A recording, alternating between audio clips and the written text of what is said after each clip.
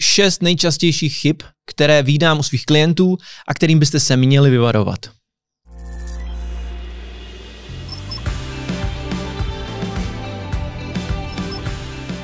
Jmenuji se Lukáš Žrtl a posledních x let pomáhám svým klientům dělat lepší a efektivnější e-mail marketing. V dnešním videu se podíváme na to, jaké chyby já potkávám, vybral jsem jich 6 a jak se těmhletěm chybám vyvarovat. První chyba, se kterou se setkávám u svých klientů, tak je zanedbávání hygieny databáze.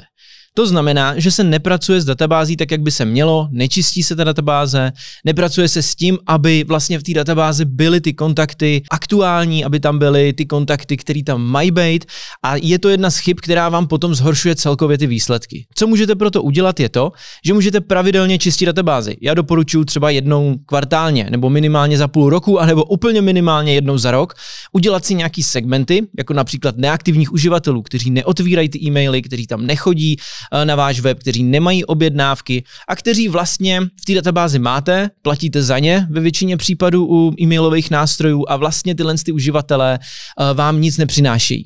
Dají se z nich udělat segmenty, tyhle ty kontakty se dají buď v nějakých těch intervalech smazat, a nebo se dají dát na stranu a třeba je zkusit aktivovat při nějakých větších aktivacích. Ale pro udržení hygieny, správné hygieny databáze bude ideální, když tyhle ty kontakty nějakým způsobem upozadíte a třeba na ně přestanete posílat. Nejlepší způsob, jak to udělat, je právě vytvořit si opak tohohle neaktivního segmentu, to znamená aktivní segment, a pracovat s tím aktivním segmentem, protože u něj máte větší potenciál prodeje, máte větší potenciál toho, že ty uživatelé navštíví váš web a že tam ta aktivita a nějaký engagement od těch uživatelů vlastně získáte.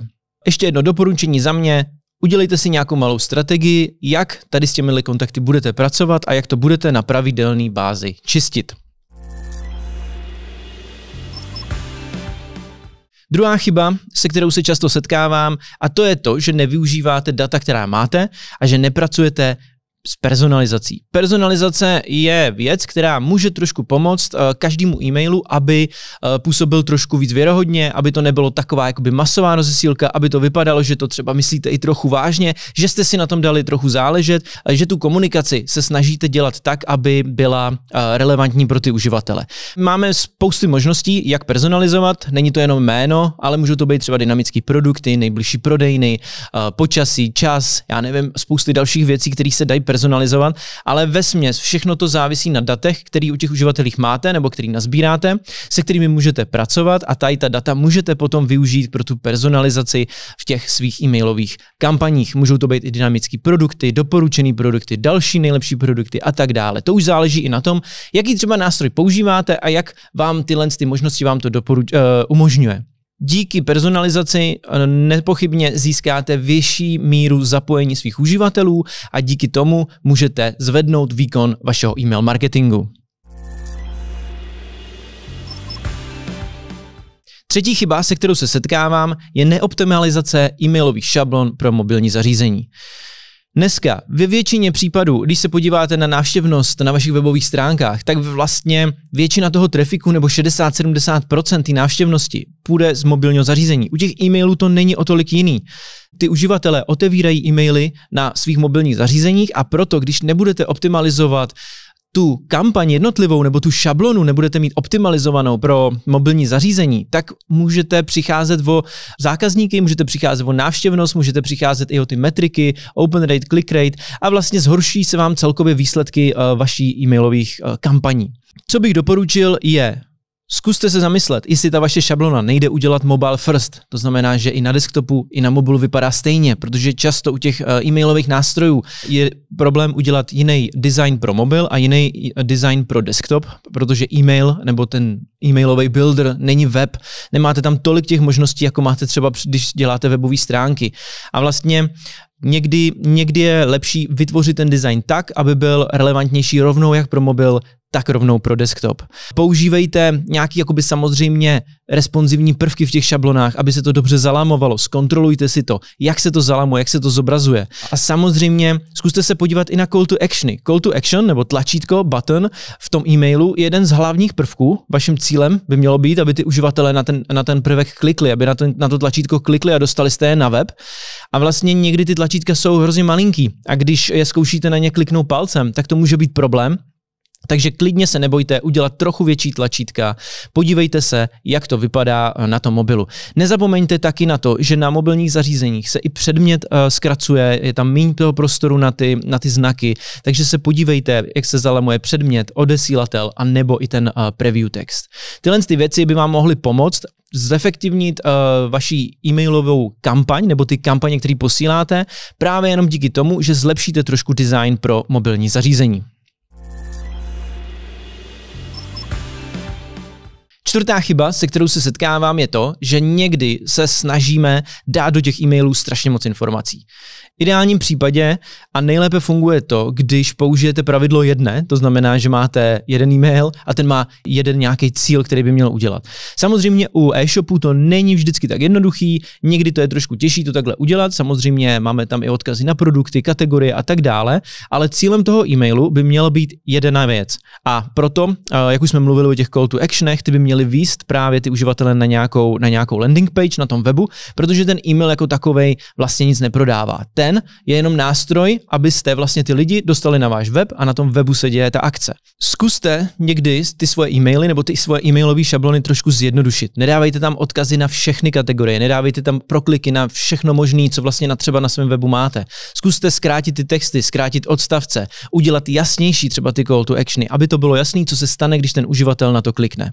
Díky tomu, že zjednodušíte ten design a že vlastně se budete snažit o to, abyste těm uživatelům nabídli jenom jednu tu akci, tak můžete získat větší zapojení, můžete získat i větší míru prokliku, protože vlastně ty uživatelé mají udělat jenom tu jednu věc. A když je zasáhnete dobře s tím svým sdělením, tak dostanete větší množství těch uživatelů vlastně na váš web.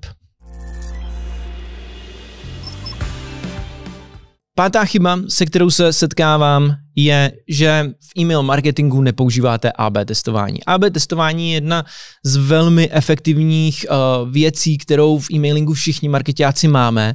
Díky ní můžete přijít na to, nejenom jestli v předmětech fungují emotikony nebo ne, ale můžete přijít i na způsob komunikace a na to, jaká třeba tonalita líp funguje, nebo jestli fungují víc krátký texty, dlouhý texty, jestli bude fungovat líp posílat třeba obrázkový maily nebo textový maily.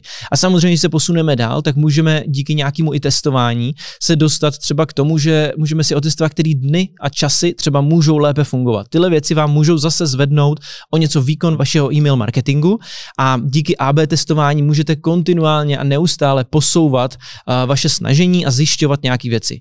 K AB testování určitě se nerozhodujte na základě jednoho výsledku, určitě dejte těm testům nějaký čas, který oni potřebují na to, i celkově vlastně v rámci celého e-mailingu si dejte čas na to, abyste si ty výsledky vyhodnotili, zapisujte si to někam a využijte AB test jako věc, která vám má pomoct a ne jako věc, která vám zabere více času. Díky AB testování opravdu můžete posouvat e-mail marketing vždycky o kousek dopředu.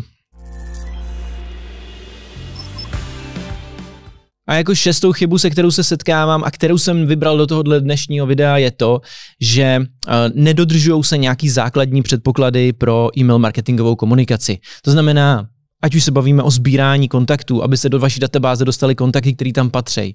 Ale taky na druhé straně, abyste nestěžovali vašim kontaktům, aby se odhlásili. To, že se ty kontakty odhlásí, určitě neznamená, že už u vás nikdy nenakoupí, ale zároveň, když jim to budete stěžovat, bude se to daleko víc komplikovat, budou zatěžovat vaši zákaznickou podporu a tak dále. Určitě tyhle věci nekomplikujte, zjednodušte to, udělejte to na jeden klik a samozřejmě taky respektujte nějaký preference těch uživatelů. Pokud se na ně ptáte, jako třeba na frekvenci, kolikrát týdně chtějí něco posílat, nebo jaký informace vlastně konkrétně třeba chtějí posílat v nějakém preferenčním centru, tak jim tyhle informace nabídněte a moc nad tím nešpekulujte, protože když to budete dělat, sami si to budete komplikovat a bude to jenom horší. Tohle bylo 6 chyb e-mail marketingu, který já vidím, se kterými se dá něco dělat a které se často právě stávají příčinou nějakého jakoby slabšího výkonu.